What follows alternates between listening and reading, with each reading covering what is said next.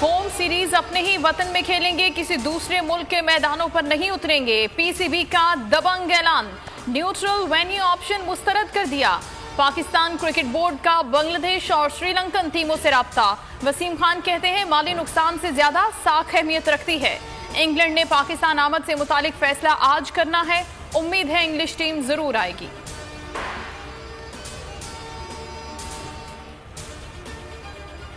Five eyes ने New Zealand के deputy वज़ीर आज़म को बताया कि क्रिकेट टीम पर हमले का खदशा है। पूछने के बावजूद पाकिस्तानी सिक्योरिटी एजेंसीज को थ्रेट के बारे में नहीं बताया। Chief executive PCB Wasim Khan ने कीवी क्रिकेट टीम के दौरे मनसूखी की वजह बता दी। कहा हमारी एजेंसीज ने वाज़ेह कहा मेहमान टीम को कोई खतरा नहीं। न्यूजीलैंड ने गलत मिसाल कायम की। दूरस नताइज होंगे। 48 घंटे बहुत मुश्किल थे। मजीद कुछ हकायक सामने लाना चाहते हैं। दौरा पाकिस्तान से काबिल चंद खिलाड़ियों को धमकी आमेज पैगामात मौसूल हुए। धमकी आमेज पैगामात को संजीदा नहीं लिया। न्यूजीलैंड क्रिकेट प्लेयर्स एसोसिएशन के चीफ एग्जीक्यूटिव हेथ मिल्स कहते हैं कि जुमे को इस नतीजे पर पहुंचे कि पाकिस्तान में संजीदा खतरा लाहक था। खिलाड़ी समझते थे कि जब तक होटल में रहेंगे महफूज रहेंगे।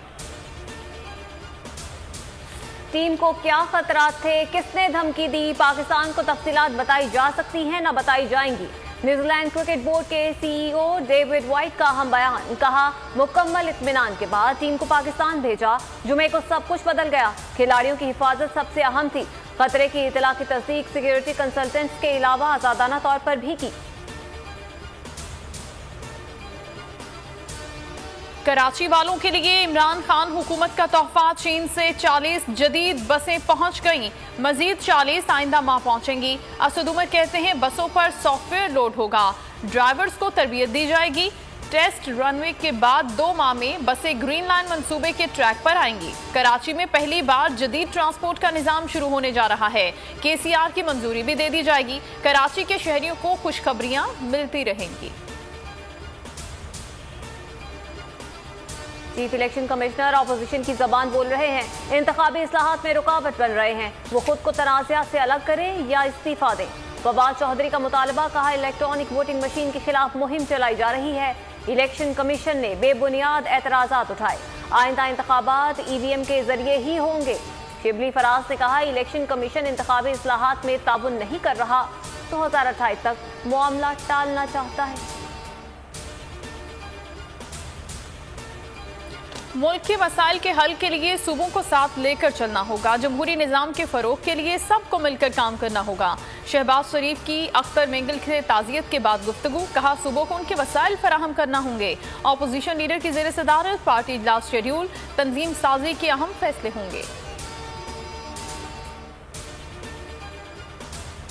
वैक्सीन लगवाओ या जेल जाओ। सिंध हुकूमत का इंटरसिटी ट्रांसपोर्ट और मुसाफिरों के लिए बड़ा ऐलान। कोरोना वैक्सीनेशन 20 सितंबर तक लाजमी करार। डोज ना लेने वालों को गिरफ्तार करने की हिदायत जारी। हुकाम का अमल दरामद कराने का हुक्म। बोल न्यूज़ वादी पंजशेर से आपको एक मरतबा फिर एक्सक्लूसिव मनाजर दिखा रहा है। ये वो मकाम है जहाँ पर अभी तक किसी मीडिया की रसाई नहीं हो सकी। अफगानिस्तान की वादी पंजशेर जहां कोई ना पहुंच सका वहां बोल न्यूज पहुंच गया। अहमद शाह मसूद का घर हो या स्टेडियम, नाकारा अमरीकी हेलीकॉप्टर्स हो, पंजशीर का इलाका सोवियत यूनियन के हमले और तालिबान के साबिका दौरे हुकूमत में नाकाबिले तस्खीर रहा। ये इलाका तालिबान के कंट्रोल में है। काबुल से पंजशीर तक के सफर की लम्हा ब लम्हा रूदाद सिर्फ बोल न्यूज पर।